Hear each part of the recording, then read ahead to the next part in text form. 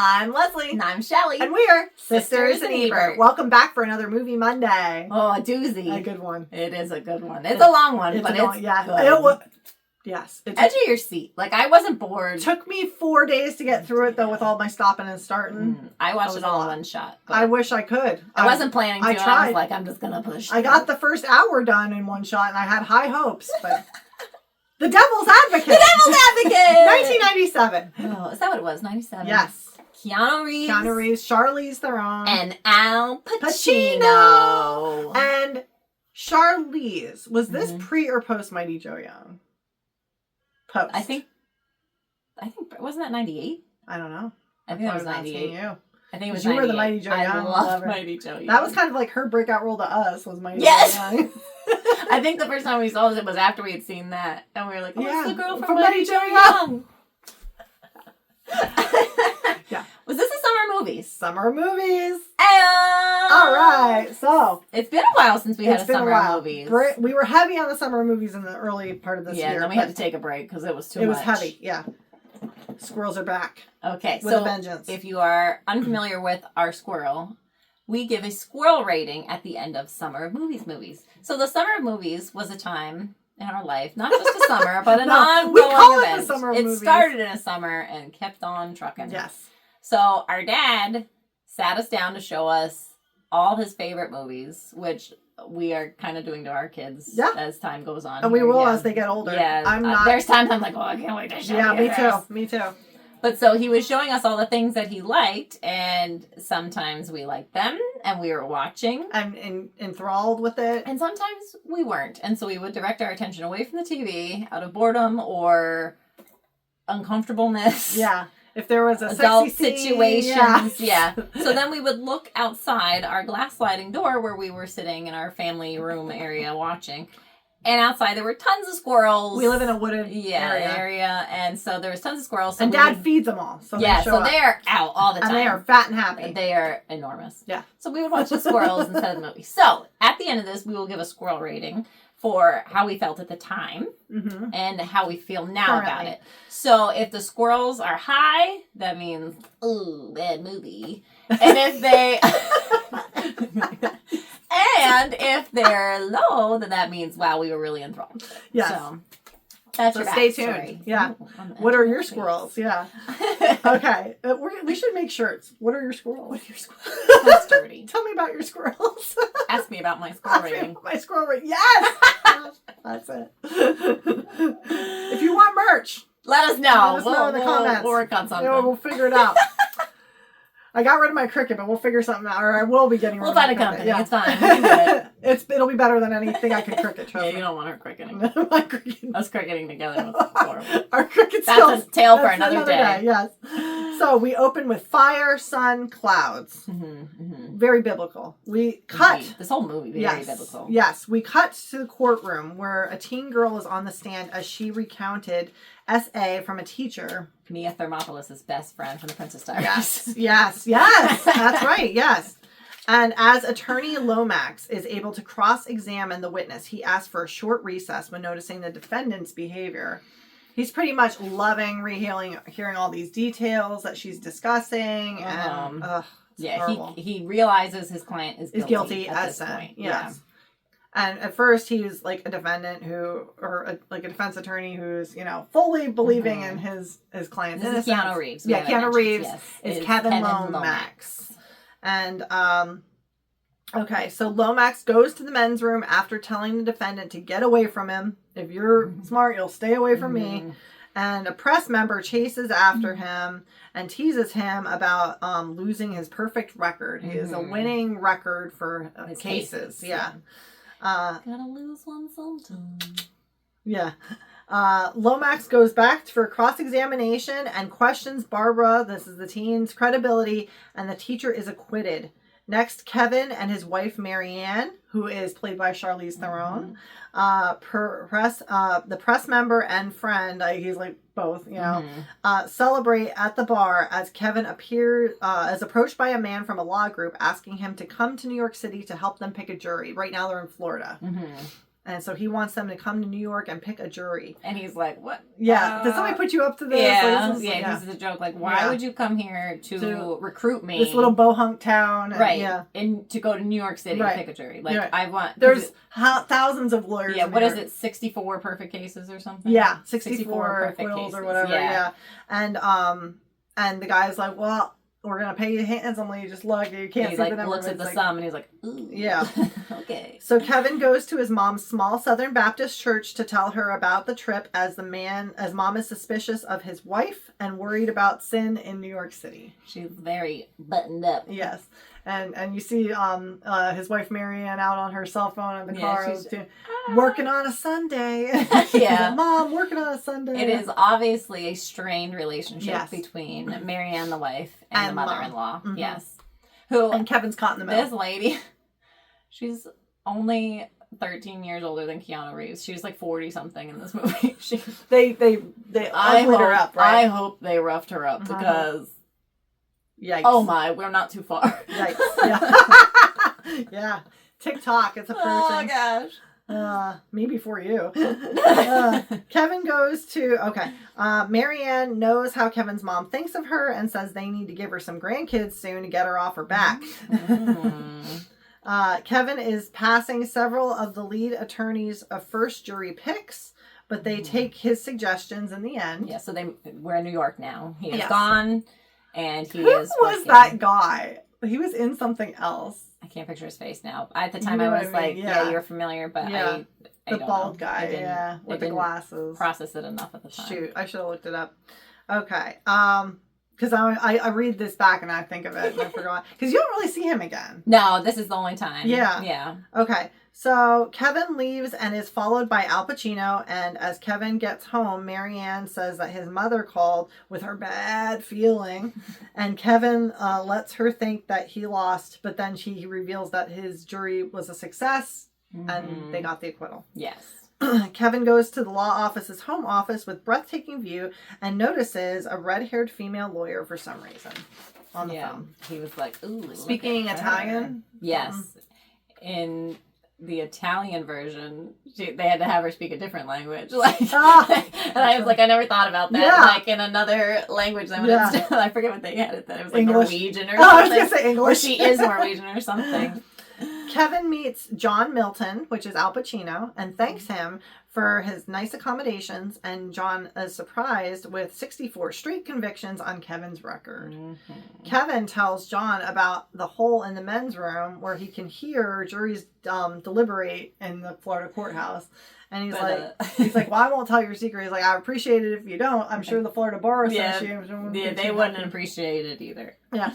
So John puts Kevin in a high stress area on the roof and impresses and Kevin impresses John, saying it's peaceful. You know, he asks him it's one of those infinity pools. Yeah. But it's on a skyscraper in New York. It's anxiety inducing. Yeah. And there ain't no railing. No, you can go nothing. right to the edge. Because as Pacino was walking, he's along the edge and Kevin's looking at his feet here. But then Kevin goes, he's like, whoa. He's like, he peeks over the edge. A little different looking over, huh? Yeah, looking down. But it's I don't like to think about it. It was awful. And what a gusty day. Yes.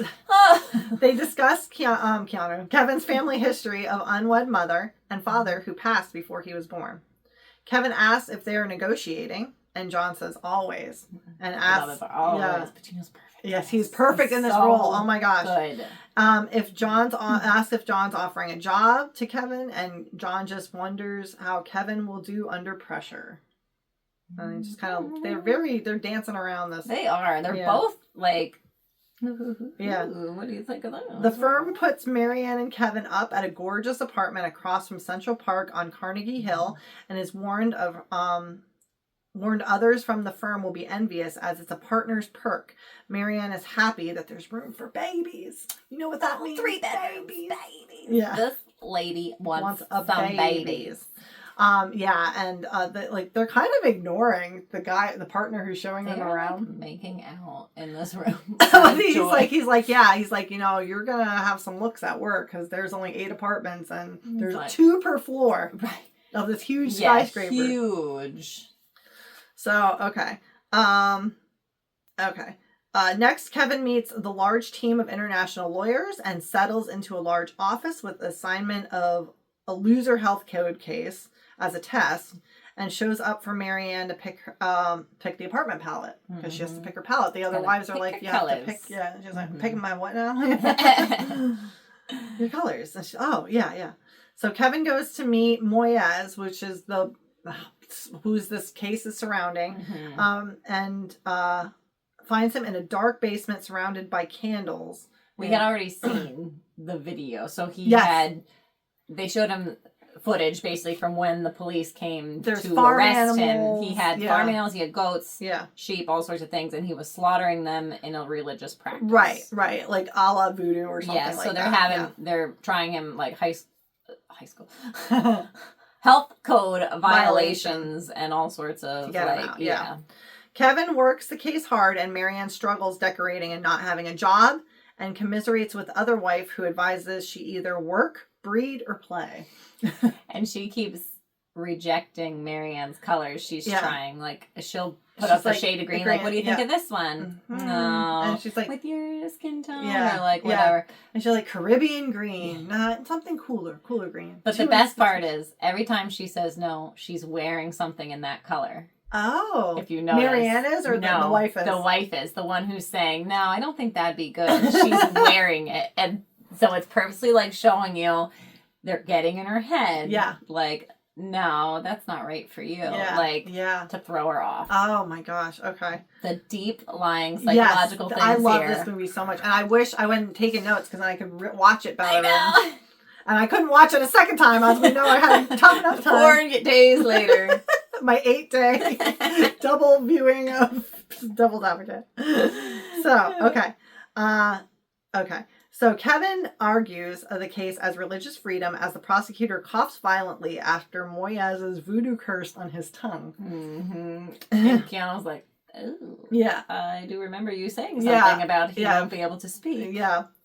Milton tells Kevin that people don't see him coming and asks Kevin to question Florida dress style, to question his Florida dress style and adopt a more New York City style. Kevin questions the lack of progress at home with decorating as Marianne informs him they are expected soon at Eddie Barzoon's apartment. And why decorate as a nursery as Kevin is never home long enough to knock her up. So she decided to make it a law library instead. And Marianne pressures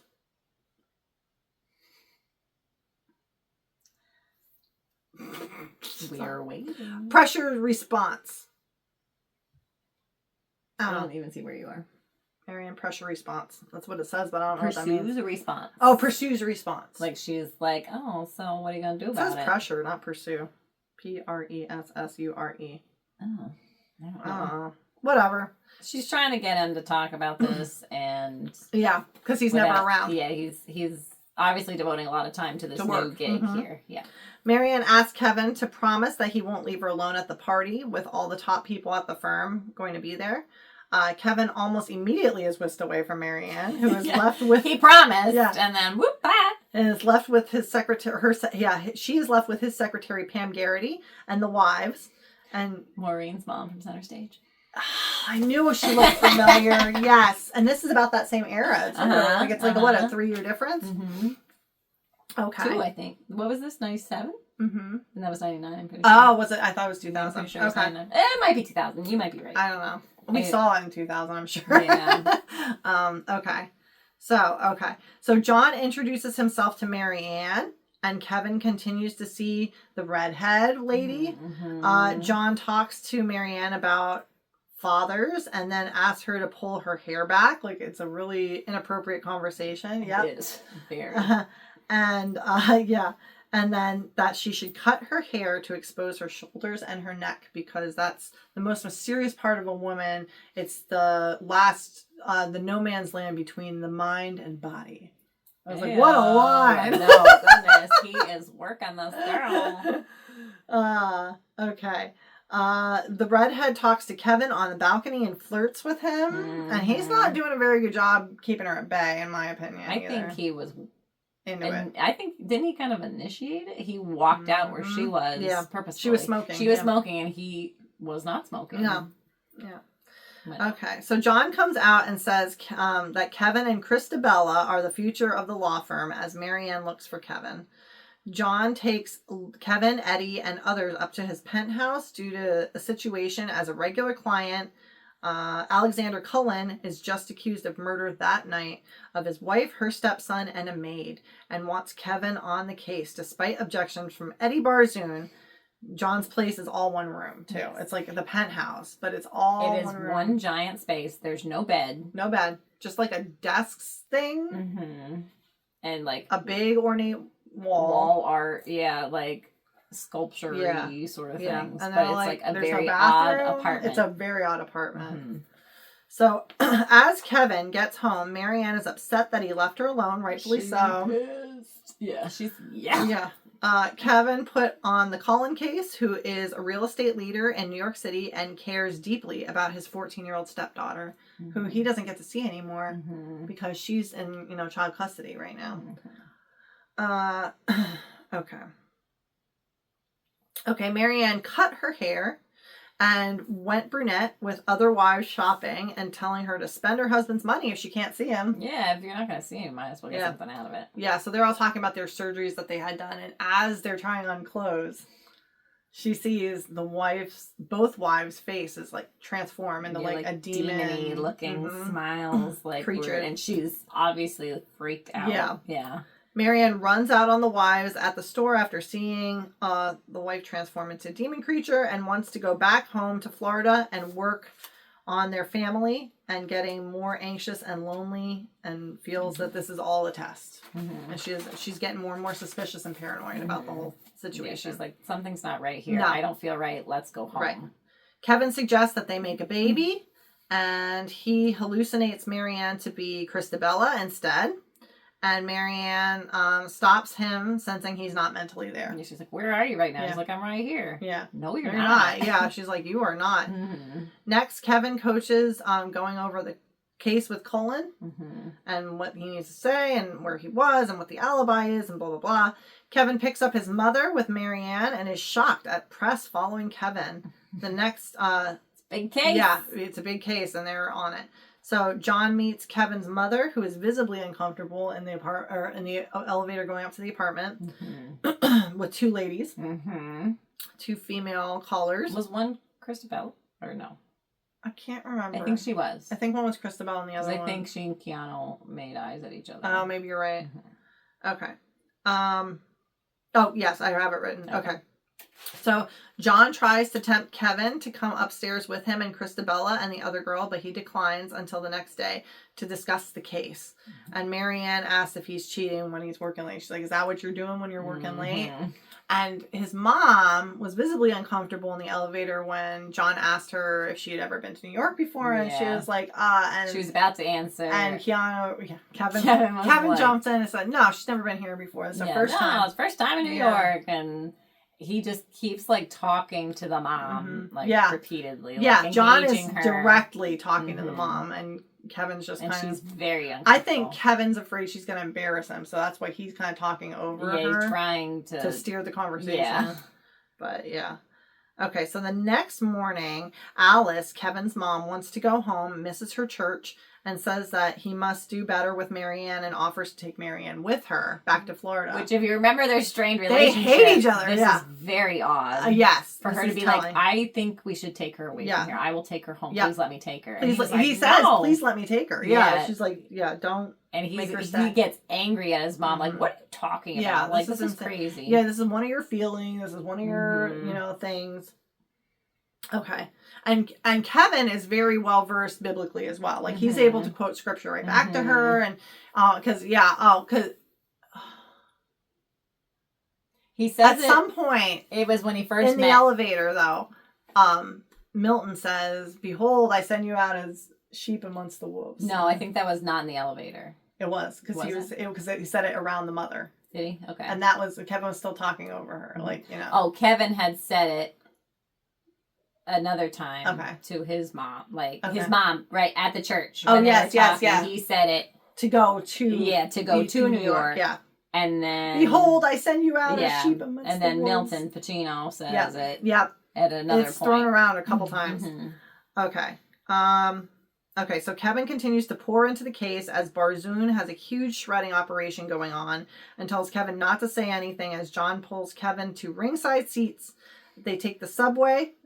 John is threatened by a man on the subway, but turns it around, knowing details of the man's life to have him catch his cheating wife. He says it all in Spanish. So Kevin has no idea what he's saying to him. He's like, go. He's like, there's chain stopping. There's one going the other way. You won't be, he's like, because he like threatens him with the blade, and he's like, you put that blade where it belongs. And I'm like, okay. Which we glossed over the ring part, the boxing match. We're not there yet. We're still on the subway. I thought you said it. Well, they're on their way there. They're on their way there. Okay. Yeah. But maybe I did just... Yeah, okay. I think it's after that. Right, it is after. Okay. It's right after they get to the ring. Yeah. But so, that part wasn't planned. Like, it was just going on. And they're like, let's put it in the movie. And the same, what's his name? Wait, what part? When they're at the boxing match. At the boxing match. Yeah, like that was like a real... What's the guy's name? Don King. Yes. So he comes up to them, and so that was a cameo, not originally scripted, because he happened to be there they never mentioned it. For another fight. He happened to be there, and they're like, well, let's put him in. Nice. That's great. I love it. So yeah, he comes right up to Al Pacino. Yeah, he's like, as Al Pacino, but Al Pacino was Milton. Yeah. Yeah. Well, no, like they put it in the movie then while he was there. Like they planned that part then. Oh, okay. But then, yeah. Okay, gotcha. I thought that was a little No. I was like, that would be great if he came up and was just... Because you can't really hear what they're saying. It's so loud. Okay, so Kevin stays out very late away from Marianne at the courtside seat or the ringside seats. Marianne has a dream where she finds a baby in an apartment who is playing with her reproductive organs. As Marianne looks down, blood is on her clothes. Yeah, she's like soaked through her nightgown. Yeah, it's like the silk white nightgown. Yeah. Kevin thinks that Marianne is nuts and it's just a dream, and Marianne is convinced that they took her ovaries, as she is diagnosed with non-specific ovarian failure and fears that Kevin will leave her. You're gonna leave me now. And she's kind of like talking to herself and like hearing, but she's like, "Shh, did you hear that?" Yeah, and she's like, got tears in her eyes. She's like, her sisters have 7 kids between them, the two of them, and she's like, there's no reason she shouldn't be able to get pregnant. And then Kevin leaves just after the diagnosis for the case and finds out that Cullen's wife knew he was cheating. And he says that it was with his assistant, Melissa. He was with his assistant, Melissa, when his wife was shot. And that's his alibi. And there was a clause in their prenuptial agreement that any infidelity, she would get a ton of money. Right. So it's not, there was like another scene that was deleted where they addressed that they were getting divorced. Oh, okay. So it further made you realize, well, yeah, he's going to have to give her all this money because he broke the clause. Okay. And she said that she had proof. She had saw her friend that day and that she knew he was cheating and she had proof. Yes. So that's his motive now. And Kevin is like, how could you not tell me this before? You're supposed to be completely honest of the good, the bad, the ugly. Yeah. So he's with his assistant. Yeah.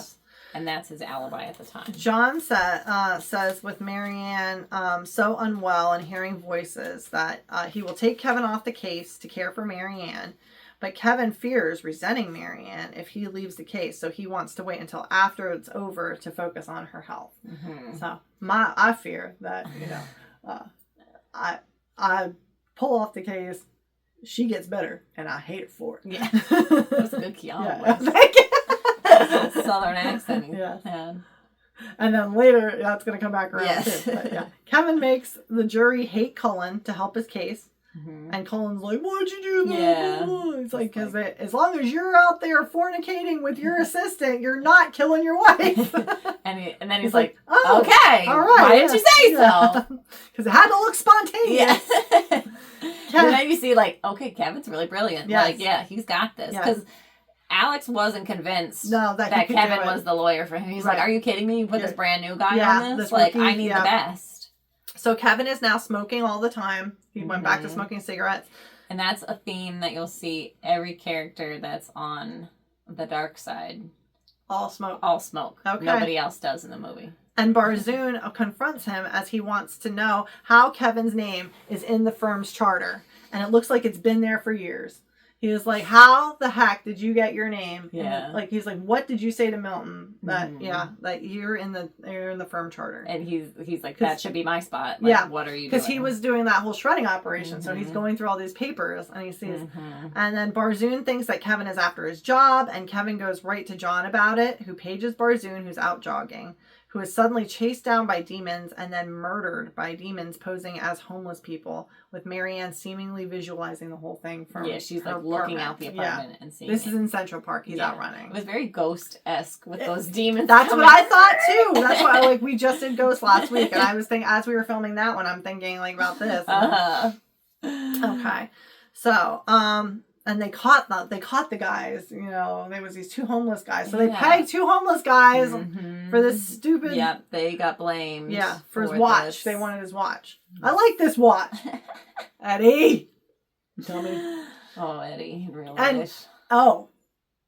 Principal Bruni.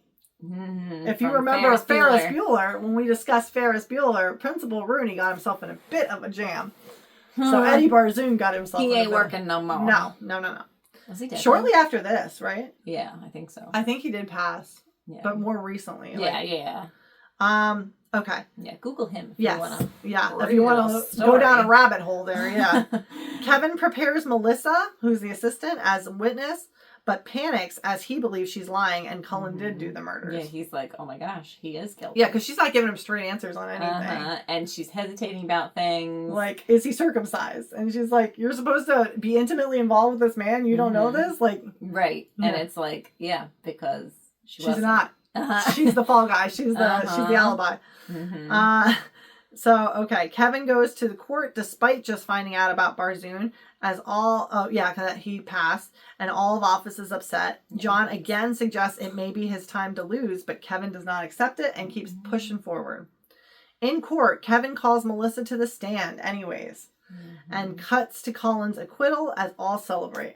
So she lied on the stand. And he knew she was going to lie on the stand and they did it anyways.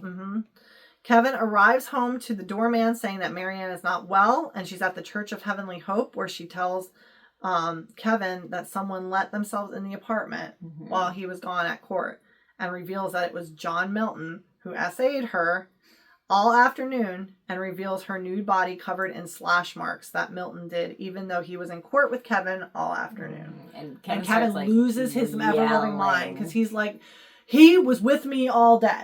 There's no way. You're crazy. You're crazy. What are you doing? So Kevin commits Marianne to a mental institution, who realizes Marianne realizes they just accepted all of the excess without even questioning it, and tries to warn Kevin. Money. Yeah. She's like, And next, Kevin is at Barzoon's funeral without Marianne, and Cullen is there with his 14-year-old stepdaughter and the CYS lady, the children and youth lady. But Kevin realizes that Cullen is intimately engaged with rubbing her back, and she's leaning into it. It becomes clear that this was the motive. Yes, this was the motive to get rid of the wife, and this was the infidelity. And then he pictures Cullen seemingly transforms into the school teacher Getty from the beginning. Yeah, and he realized because he found out recently no, we didn't get there yet. Okay, never mind. Yep. Okay, so we're still in the church at this point at Barzoon's funeral. Okay, everybody from the law firm's there. Milton's there.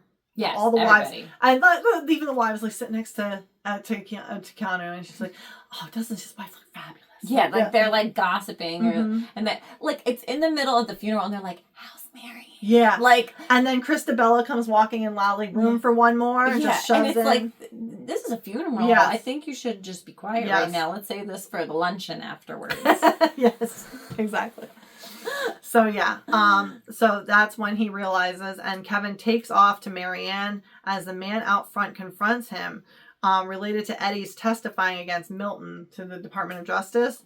And the man reveals that there is the teacher in Florida, the Getty, was found the day before with the body of a 10-year-old in his trunk of his car. And then that man got hit by a car as Milton taunts God with holy water in the church. Like he sticks his finger. Because Milton's not sitting down. No, he's out in like around. the vestibule in the back of the church. Yeah, just kind of. And it's one of those big Catholic churches. And he's really looking around like looking at all the art and the stained glass. And we're like cutting back and forth between Kevin and him in this scene, and then there's like the vestibule, water, the thing of water. I forget what it's called. The big thing that holds the water jug, the baptismal font.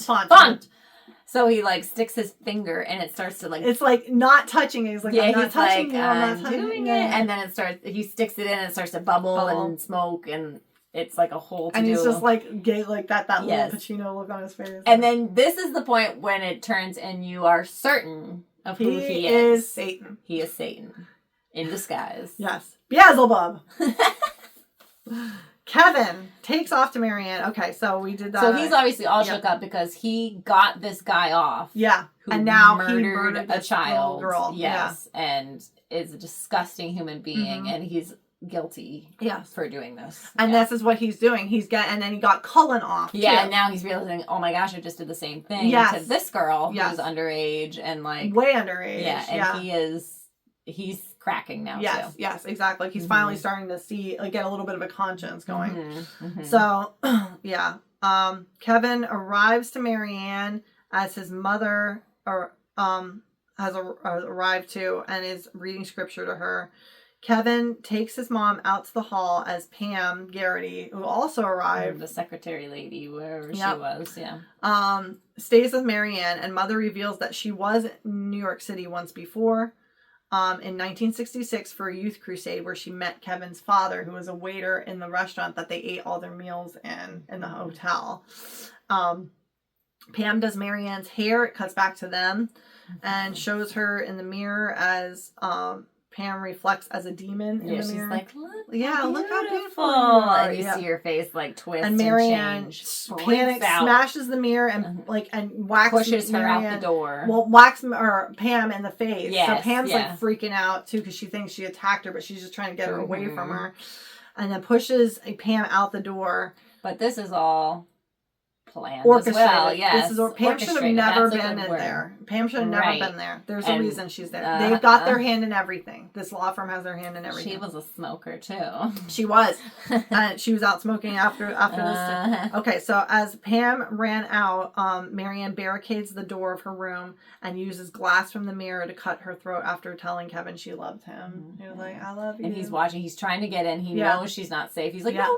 He's screaming, and she's yelling locked, for help. They can't get her in. Nobody's coming. It's one of those, she's got glass on her door too that they could smash, but it's got that chicken wire kind of thing in between it. To prevent things like that. Yeah. Which still not a great plan because you're going to have broken glass then. But okay. It keeps somebody contained. Right. And that's what they can they're look after. in. Yeah. Okay. So Kevin has his mother finish the story about his father. And she said, behold, I send you out as sheep amidst the wolves. And so she said, as soon as Milton said that line, she knew who he was. And he was the waiter at the hotel she stayed at, and finally revealing John Milton to be Kevin's father. Satan is his deity. Talk about a Florida story here. Yes. Woo! Yeah, Florida man. 1997. So Kevin goes outside where Pam urges him to go to John. She's just standing there smoking by herself. As if nothing had happened. His wife just unalived herself. In front of him. And she's just like, you poor thing. You're so shooken up. You should go to him. Go see John. Yeah, go see him. And he does. Yeah. Okay. Granted, he's got a lot on his mind right now, so he's got some things to hash out. And then she kind of disappears as he walks into an empty New York City. Yes. Nobody, not a soul. Gone. Completely gone. Picture like 9/11. Like, oh my gosh, like the streets nobody's were clear. There. Yes. John admits to keeping track of Kevin the whole time throughout his life, and when Kevin asked what he did to Marianne, well, first, he had said to his mom, said he must have tracked them down, and he's like, no, he's been watching me my whole life. I know that now. He's like, I can see this now. So when Kevin asks John what he did to Marianne and threatens him with a gun, as John says she had free will, and he just set the stage and admits to attacking her while seeming to be in court. Yeah. And, well, I mean, you think of the most depraved act in the world, or your regular Friday night romp at the Lomax house. Marianne and me, about a 7. Like, yeah, he's egging him on. He's like, yeah, he wants to throw fuel on that fire. Uh-huh. Okay, so he admits that he was 2 places at once. Mm-hmm. John admits to being his father and the devil, and also points out to Kevin that he could have saved Marianne at any time, and he chose the case and looked to better deal her as soon as they arrived in New York City. I gave you an out. Yeah, he's like, I gave you twice. He was like, I let you twice. I said I'd let you out of the case. He was like, you should go to her. You should be with your wife. And you said no. He was like, you said. That's when he does the counter. Yeah, you hear Keanu's voice come out of his mouth. I fear that I leave the case, she gets better, and I hate her for it. He's like, yeah. He does that little, I'm like, you chose it. Kevin again states that he doesn't lose. I win. I don't lose. So despite Milton egging him on, questioning him why his record is so good, like, why do you think your record is so good? And Milton discusses vanity as his favorite sin, and Kevin notes that he is right, and he left Marianne behind. Milton brings in Christabella, as it explains that she is Kevin's half-sister. And both... I wish that hadn't been a thing. Yeah. And both urge Kevin to let go of his guilt. It's just a ton of bricks. Just set it down. Just put it down. Just easy. What are you carrying around that for? Your wife's dead? Yeah. Yeah. As John says, it's Satan's time now in history, and he wants Kevin and Christabella to take over the company and to have a son. The company. Yeah. The world. The world. Antichrist. Mm-hmm. And as Christabella is currently ovulating. Blech. Things I don't need here. Kevin asks why John chose the law, and John says because it touches everything, and currently there's more students in law school now than lawyers walking the earth. We're coming out! Guns blazing! This whole Pacino scene, he is unhinged, and I love it. And amazing. Yes. He delivers every line perfectly. Yes. And the whole time he's kind of like a side character. Kind of like he's kind of lurking there, around. Yeah. Kevin points out that evil is destined to lose, though, and John says that they'll write a new book starting with this event, and they only got a bad rap because they're not the authors of the Bible. He's like, consider the source, son. He's like, so he's mad he got the bad rap, and that's evil's not really gonna lose. He's gonna rewrite history essentially. Kevin kisses Christabella and admits that he wanted her, but then chooses his own free will and decides to shoot himself in the head, burning John and having Christabella shrivel into nothingness. Yeah, it was screams. This pivotal moment. Because you see it because he said it a little bit earlier in this scene. He's like, so it's free will. Like, I have to volunteer. Yeah. It is a P, Yeah. Free will. And then he's like, free will. Yeah. And then he does it. And it's like, and then music. Yeah. And meanwhile, I forgot to mention this too, but that whole back wall of stone is like now bodies and like moving around. Like and, people, like. It's creepy. It is really demon creepy. with black eyes. Like it was just stone bodies with black eyes. Okay. So Kevin snaps back to Florida courtroom bathroom. Like it's like a pop moment. With the press guy again saying he had to close out sometime. Mm-hmm. And Kevin re-enters the Getty courtroom and heads directly to Marianne, kissing her, and the judge re-enters the room. What's wrong, baby? What's wrong? She's just sitting there waiting for court to resume, like all kind of bored. Yep. And it's hot. You can tell it's like Florida. Florida humidity in this courtroom. Barbara is about to be questioned by Kevin, but instead he steps down representing Getty. He knows how it looks. Did the right thing. Yep. And he said he can no longer represent his client. Kevin insists he's doing the right thing to Marianne, and everybody's questioning him. The judge is questioning him. The press is questioning him. You know what this means for you, right? Yeah. And he's like, this is killing my career. But... Yep. The press man insists Kevin, his name's Larry. I finally got it here. Insists Kevin allow him to tell his story so he won't be disbarred and he'll be a hero. And finally Kevin agrees. He's like, I don't think so. He's like, think about it. Like, what do you got to lose? Yeah. This could take your whole life. And he's and he's urged by Marianne a little bit, like, baby, come on. Yeah, and once they are out of sight, Larry transforms into John Milton again, stating, "Vanity, definitely my favorite sin," as Paint It Black by the Doors plays and the credits go out. The end. Chef's kiss. Yes. So good. It's based on a novel, and it made me want to read the novel. Yeah, I didn't know that. Now I want to know, is it exactly the same? But, so I guess there were, 7 or 8 drafts of this script that they gave to Pacino, and he kept turning it down. And then finally he was like, I'll consider, and then they weren't offering him enough money. Okay. So Keanu took a pay cut to get Pacino to sign on to this. Brilliant. And then later when Pacino learned this, he took that amount, the difference, and donated it somewhere, nice. In the name of this movie, essentially. But it's so good. It's so dark. It is. It's so dark. But it's also it's really, like we said in the beginning, it's biblical. Yes. It's all the depictions of Satan that you learn about through and the Bible. How he's not going to look like the red horn right thing. He's going to look ordinary, and he's going to offer you things. He's going to be very charismatic, yes, and likable, and he's going to know scripture. Mm-hmm. He's going to talk to you about it. He's going to engage you in ways that you don't see coming. A false prophet. They never saw me coming. Yep. There's so many good lines. Yes. It's even I've lost before. Yeah, and it's yes, that's what he said. Yes. Yeah. Yes. I love the little things. Yes. And the little details, like we said earlier, we were talking about stuff. And one of the things is Keanu's suits, as the movie goes on, get darker and darker and darker in shade until the last scene he's in a black suit. And then the smoking. Yeah, he starts smoking and smoking because he's transforming to that side. The dark side.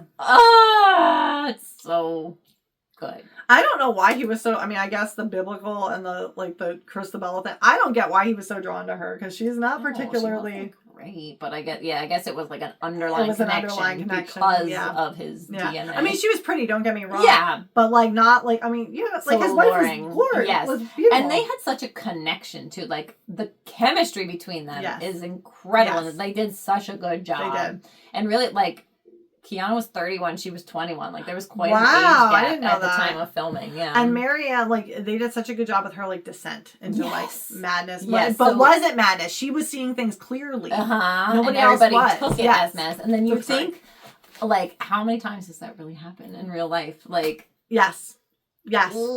Yes. Scary. But I guess Charlize spent a lot of time in psychological offices and stuff to learn what it was to become schizophrenic sort of thing. That's cool. Yeah. Because that's what they think is happening to her, which would make sense because a schizophrenic diagnosis usually does not occur until you're in your 30s. So it makes sense. It's a late in life compared to another diagnosis. Yeah.